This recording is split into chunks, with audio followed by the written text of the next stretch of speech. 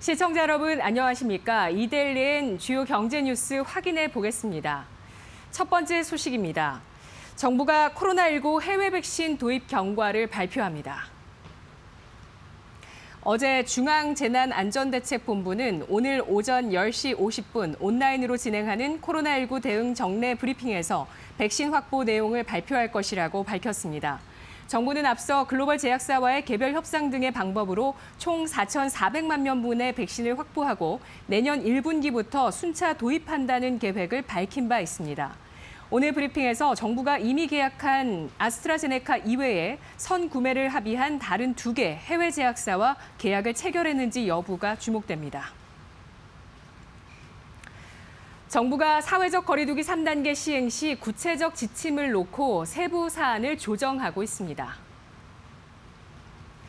일단 3단계로 격상되면 생필품을 판매하는 상점 외에 다른 상점의 운영은 중단될 것으로 보입니다.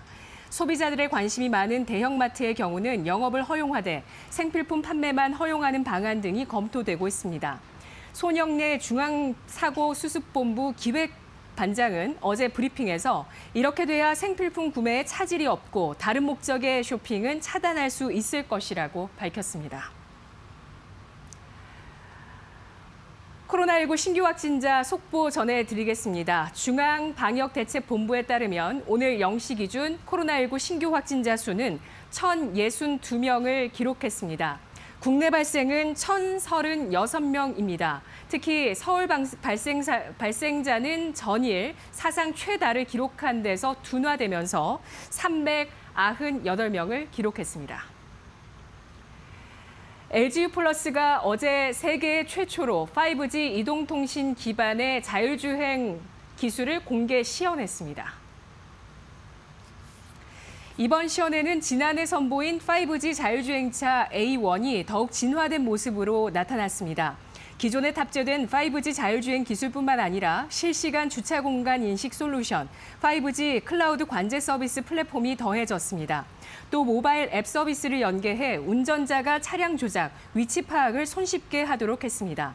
이번 시연은 글로벌 시장에서 국내 5G 자율주행 기술 경쟁력 제고에 크게 기여할 것으로 기대를 모으고 있습니다.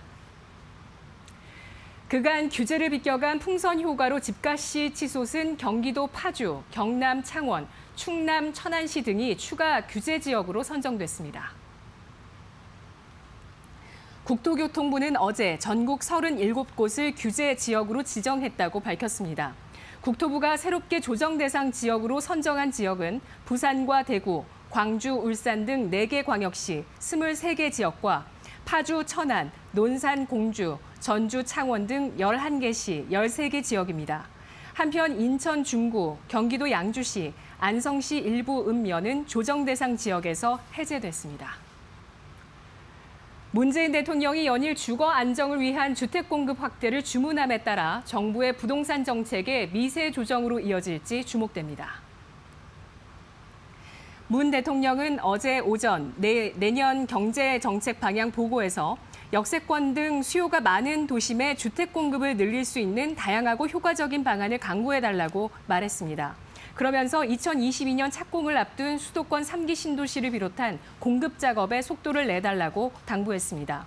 이 같은 기류 변화에는 공급 확대가 뒷받침되지 않고는 주거 안정을 이루기 쉽지 않다는 현실적 판단이 반영된 것으로 보입니다.